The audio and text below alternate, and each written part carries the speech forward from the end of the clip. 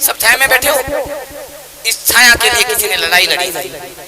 प्यास तो नहीं लगी, लगती है तो पानी मिलता है। इस पानी के लिए किसी ने लड़ाई लड़ी थी।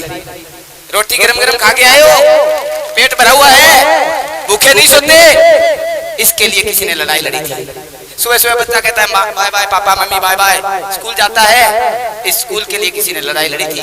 जिसने लड़ाई लड़ी उसको चप्पलों के पास बैठाया गया था, लेकिन उससे सौगंध खाई थी कि मैं मेरी पीढ़ियों को चप्पलों के पास नहीं बिठाने दूंगा। जिसने लड़ाई लड़ी थी उसको उस स्कूल में टिफिन से दूर रहना पड़ा था, उसको नलके से पानी पीने की मनाही थी। टीचर उसकी स्लेट को कॉपी को छूता नहीं था। लेकिन क्या आपके साथ ऐसा होता है? नहीं होता। किसने कीमत चुकाई? क्या आपने चुकाई? क्या आपने इस आजादी की कीमत चुकाई थी? नहीं चुकाई आपने इस आजादी की कोई कीमत नहीं चुकाई। आप पॉकेट में सुविधाएं ले रहे हैं, लेकिन यदि बदले में अगर आप आज भी नहीं चुकाते तो मैं आपको गद्दार कहूंगा। गद्दार वो गद्दार जो बाबा साहब के साथ गद्दारी करता है, वो गद्दार जो भारतीय संविधान के साथ गद्दारी करता है, वो गद्दार जो अपने देश के साथ गद्दारी करता है। अब आप पूछेंगे देश के साथ क्यों?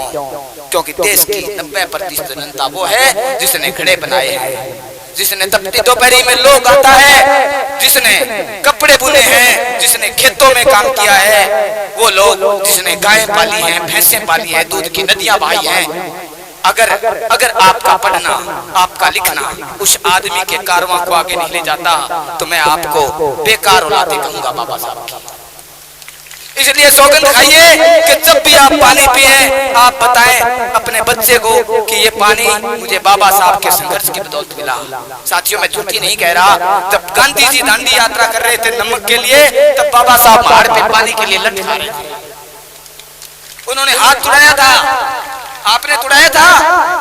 किसी ने तुड़ाया हाथ पानी के लिए? बाबा साहब ने तुड़ाया था। और उस वक्त जब गांधी जी नमक के लिए, कानून के लिए लड़ रहे थे, कानून तोड़ने के लिए लड़ रहे थे। आपके लिए नमक जरूरी है कि आपके लिए पानी जरूरी है, ये आप देखिए।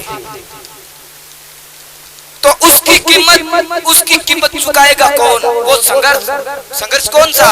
आप अपने एक बच्चे को बड़े छाती से लगाते हैं। बाबा साहब ने 4 संतानें खोई थी।